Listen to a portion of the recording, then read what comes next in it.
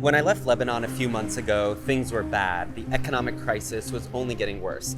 But now an entirely new crisis has emerged. We cannot work, we cannot go to our jobs and act like everything's fine. I might lose my job if things escalate, and it's not up to me. It's not because of my performance or anything. It's because it's a shitty situation and we cannot do anything about it. I work in sports, so we closed the gym due to the power issue we're facing. The situation is very bad in Lebanon because there is no electricity, no water. We paid like 4 times the amount of the usual tank of gas. It's crazy. It's been affecting my mental health.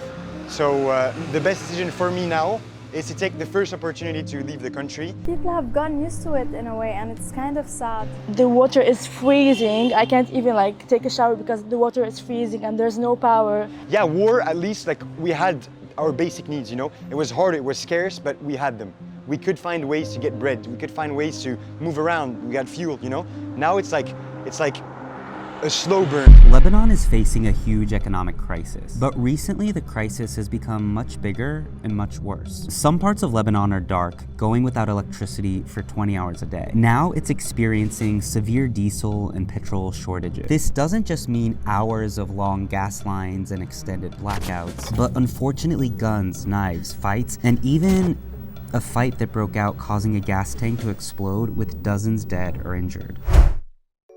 This story is about so much more than waiting in line for gas for 2 or 3 hours. It's about a country in limbo. It's about patients who can't get medicine, hospitals that are threatening to shut down because they don't have electricity, and a young generation who can't really work or go to school even online when the lights are off. Are you waiting for gas right now? Yes. How long have you waited? We'll wait 2 hours. So you actually park your car here the night before, you walk home and sleep, and then you come back to your car in the morning? In the morning, yeah. 3 times a week? Yes. Wow. For about 2-3 hours every day, you have to wake up in the morning and search for a gas station, and it depends on your luck. Either they will open or they are closed, and then you have to search for another gas station. Around 2 hours and a half. 3 hours, 4 hours. What I did not expect this morning was to see military and police at the gas station, and we're actually kind of hiding because they don't like that. They will grab phones if they see people filming. They don't want commotion, they don't want chaos, just to make sure that there isn't too much chaos and fighting going on. Because as you can imagine, if you're waiting in line every day for a few hours just to get gas, just to do something that you used to do within 5-10 minutes, people are angry, people are really upset, they're paying more than they've ever had to pay, they're waiting for simple things that they used to not have to wait for. Businesses in Lebanon are very quick to adapt. So much so that restaurants now even regularly deliver food directly to your car as you wait in line to fill up your tank. We are in the hell. If anybody can help the Lebanese people, then let's do it. In any way, Amjad, it's not. We can't live like this. We can't survive in this way. It's depressing, man. It's depressing. Total shit. We don't have a solution. We don't have anything. So sad, depressing. Lebanese people are used to everything. Is that bad or good?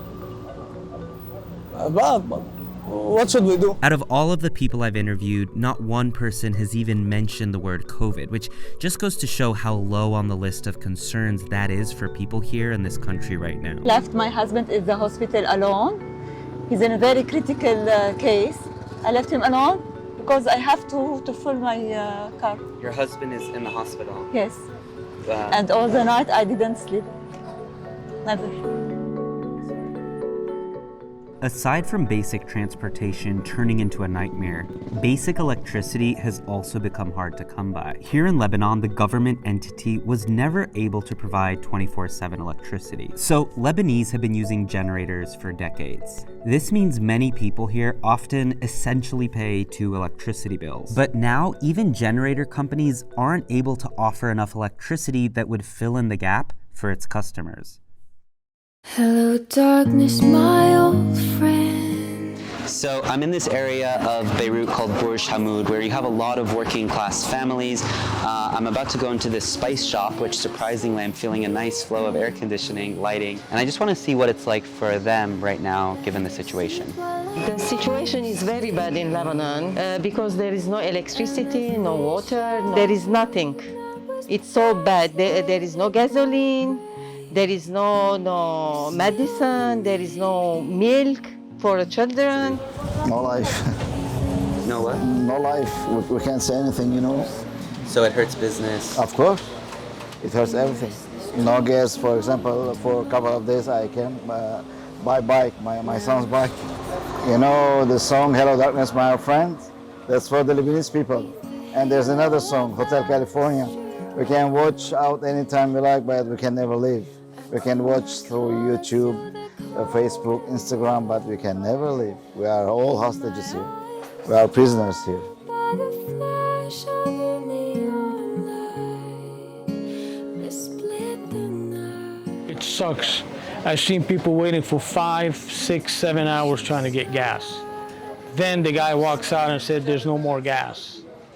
I'm a bakery. I should to come at morning time, 5 o'clock. There's no electricity. How I can work? Believe me, it's very, very real problem, this one. We don't have any other choices.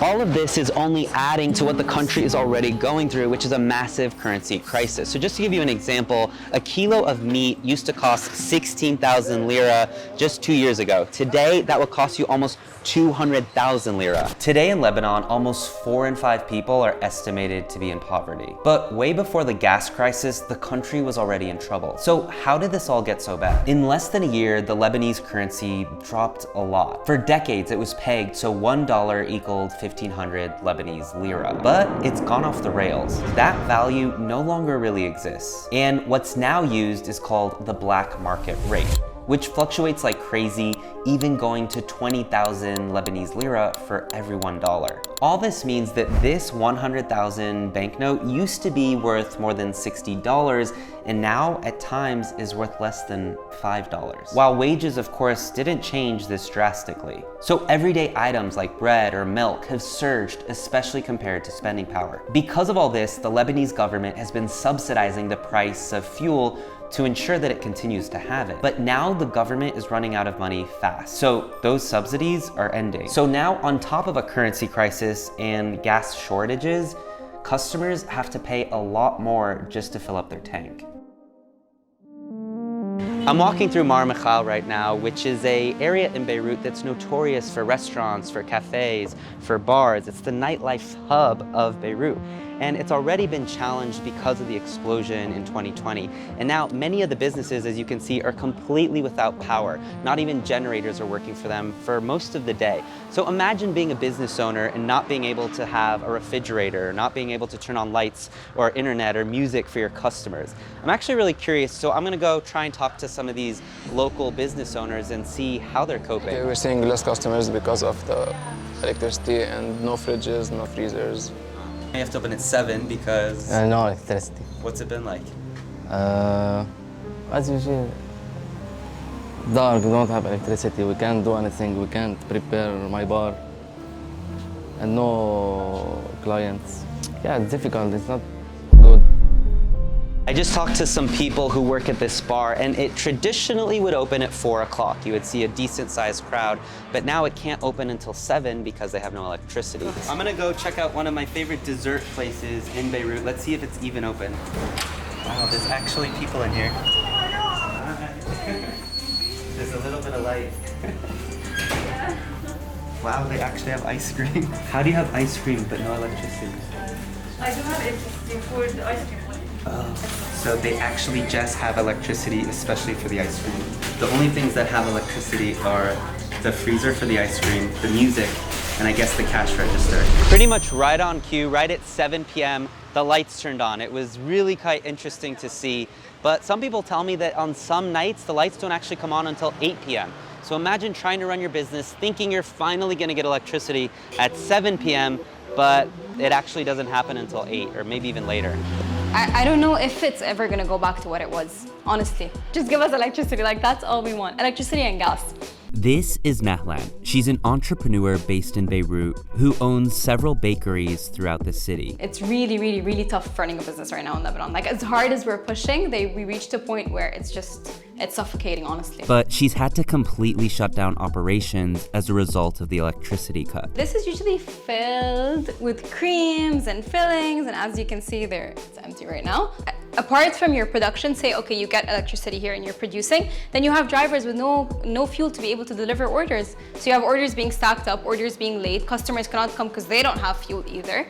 It's like you're playing a video game and you're like on the hardest level. Like, that's where you are in Lebanon, honestly, because you cannot focus on progressing your brand. You cannot focus on creating new stuff. You're just focusing on problems with electricity, problems with drivers. So you're not focusing on growing a brand here anymore. It's literally just survival mode in this country. Despite everything going on, she said she's going to stay open. I worked so hard to reach where I am. I was a girl in an Arab country. I defied everything. I did not let anything stand in my way. So whatever I'm going through now, I'm not going to stop. I had many dreams, like I will build a company in this country or a startup to have a small impact on my country. But right now, my only dream is to have a visa for outside of this country. Nader is a university student in Lebanon. My dad is jobless and my mom doesn't work and my sisters are like younger than me. In addition to being a full-time student, to support his family, he works at an internship and full-time at a call center. He even does video editing, which pays the best of all, but he's recently had to turn down the work because of the electricity crisis. So if I want to have an extra job or like a freelance job, I can't edit my videos, my photos. It may like break my PC or like like 2 days ago our TV was burned. Now, he mostly thinks about how he can leave the country. Only wish is to unite, to fight this corruption. But fighting the corruption has been tried and tried again. Despite protests and riots, little here has changed. I do want to leave. I'm okay. I have a nice job. I can still survive. But I always think about leaving as well. One of the hardest parts for me is having to watch all your friends leave. They're all leaving, and I don't know if I will be one of these people leaving soon. I have a French passport. I'm privileged enough to have a French passport. I can leave Lebanon whenever I want. But I stayed here so much longer than what I should have, and it took a huge toll on me with my mental health, I think. And you know, you fight for your country in every possible sense. You try to give hope and positivity to people. Do you think it will get better? It will get better, but it will take time. So all I want to do is graduate and leave. خلاص. The Lebanese have been through a lot. Just look at history. Today, they're known for being resilient. They're known for adapting. But many people here tell me that those qualities are no longer something to be proud of. It's kind of scary the way we adapt. I'll talk about myself. We just adapt and we keep on going, just accommodate somehow, and we try to do our best. What do you think happens next? I don't know, but we are praying about the situation and the government doesn't care anything about people.